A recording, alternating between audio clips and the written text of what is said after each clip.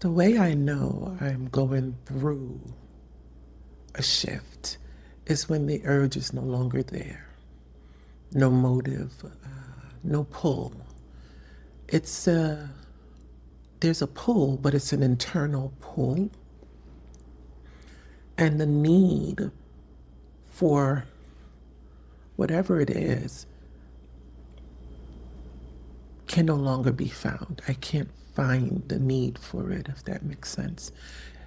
It's like showing up to something that used to matter and feeling nothing move inside you. You're present, but something in you is not participating anymore. You showed up, but deep on the inside, you're not there. And it's not that you don't care, but something in you is no longer moving towards it. I've been experiencing this lately in a particular aspect of my life, withdrawing from things I've been doing for 10, 15 years. And I'm talking about things that's important to us until it isn't anymore. Things that we've spent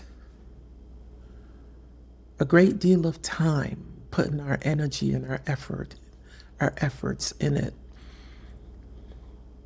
Things that are meaningful to us. It might be a role of supporting others.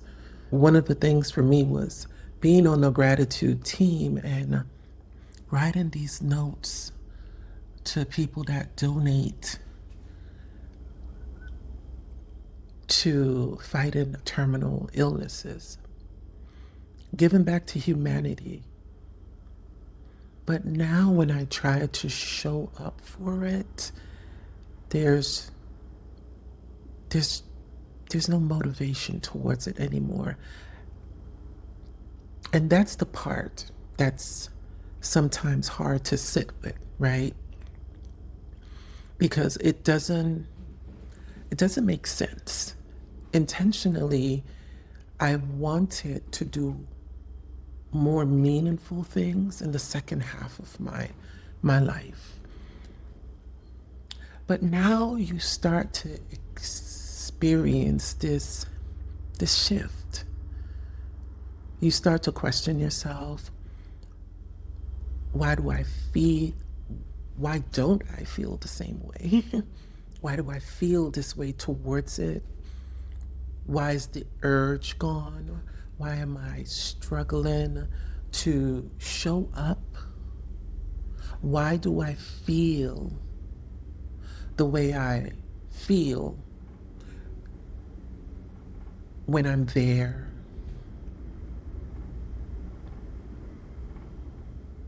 And it throws you off because it's familiar. But you feel a weight now because it was something you once aligned with. You know what I mean? It means something to you. And if you've been on this journey back home to yourself, if you've been on your awakening journey, you might feel this pull to you might have felt this shift in the continuing journey away from the role that you've held in certain spaces for years. And there's a fear in that. There's a fear in that. Because the question now becomes, what do I do without it?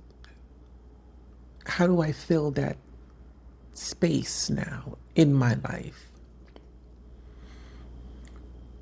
There's a point in my life where I wasn't flowing with life. I wanted it the way I wanted it, how I saw it. I wanted to create this life from this created self. I saw it the way I saw it instead of what life was saying to me or where life was taking me. Maybe you're in the beginning of this and you can relate to what I'm saying here. Maybe you're at a stage where you've moved from that stage into another stage, but now that is also shifting.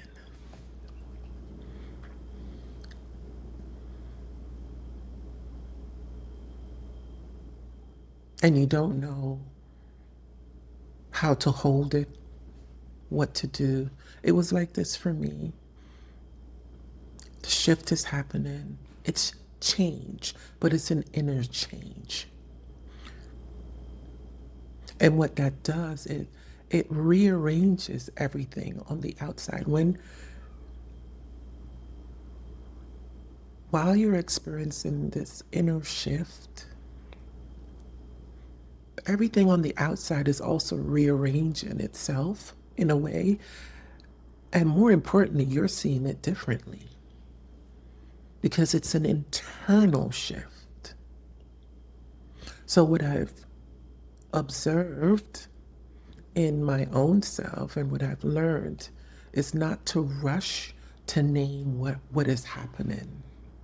We do that we do that to make sense of what's happening when we don't understand it. And a part of that is fear. I feel that a part of that is fear, and we need to control what is happening. So what I've learned is not to rush and try to fill the space, the empty space. Because we're so quick to label our experiences because it gives us a sense of control of what is happening. But it's fear. Wherever there is fear, there is the need to control.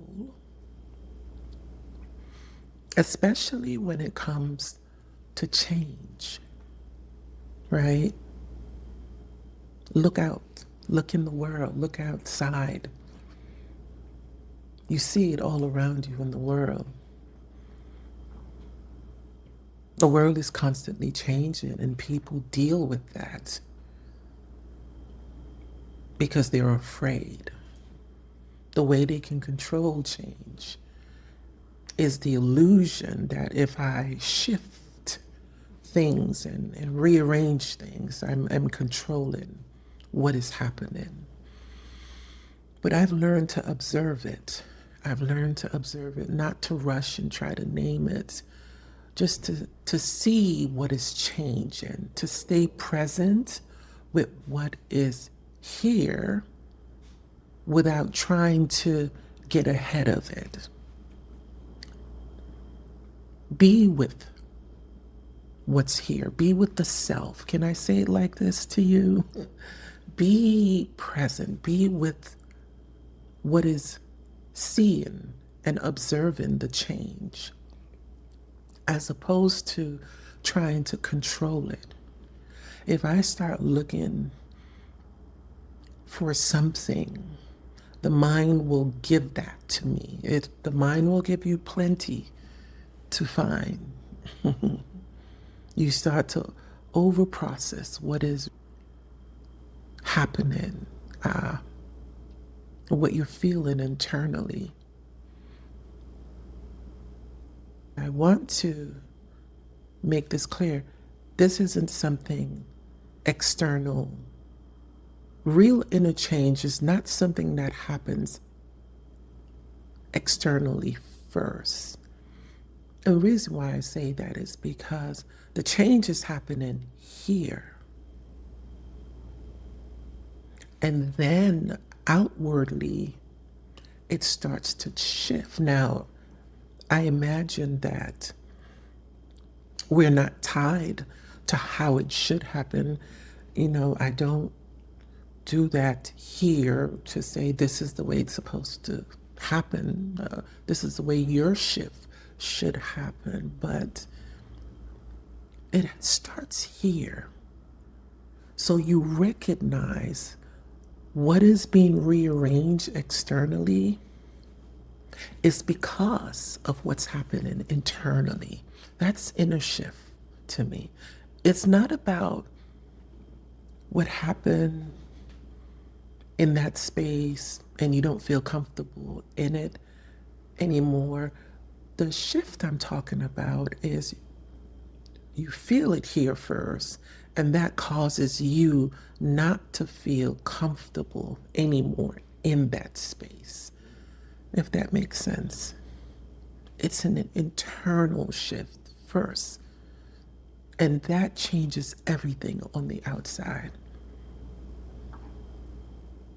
This is alignment. That's what I recognize. This is alignment happening. It's internal.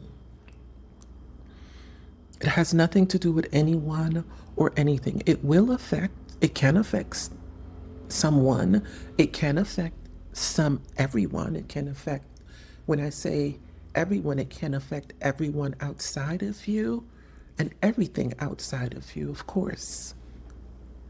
But something is shifting within. And then life begins to rearrange around that. And that's when you will see the external shift. You're unbecoming.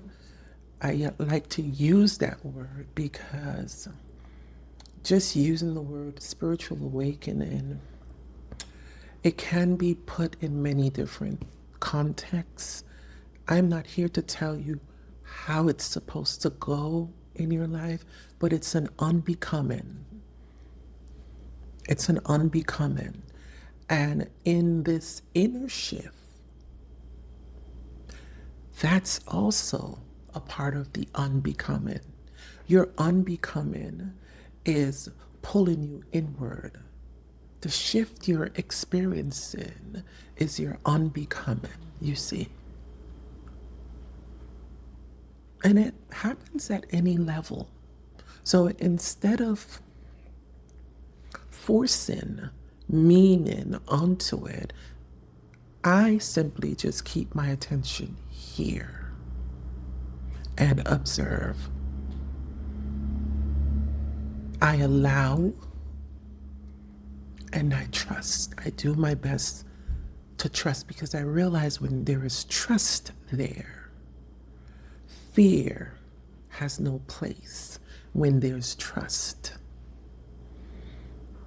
And I let whatever is unfolding, let it unfold naturally. Even if I feel fear, I'm going to trust that God is working everything out for me. The universe is rearranging. We ask for guidance. We ask for truth. And so when it's happening, sometimes we don't understand what's happening. We don't understand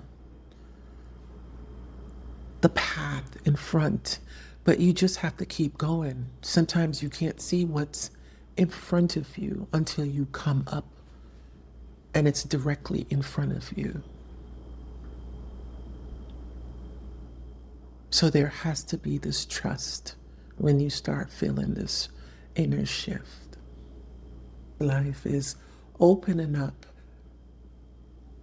space for something new. But for something new to emerge in our lives, something else has to fall away, dissolve. And the sign of that is the absence of the urge for it, not indifference, the urge. It's internal, not because you're judging it, Yes, we judge. We, let me use a better word, we discern things. We have to be careful that we're not judging, but we discern, because even in discernment, there's no judgment, but you're seeing it for what it really is. You're not really judging it. Something in you has shifted, has changed. Not really what you were doing, but something in you and I has shifted. There's just no movement towards it anymore. And sometimes you can't really speak this. You can't speak it out loud to someone else, because there's a saying, 9 times out of 10, they won't understand. It's not happening to them. So they won't understand. And that's why I emphasize here, it's internal. It's only something that you're experiencing.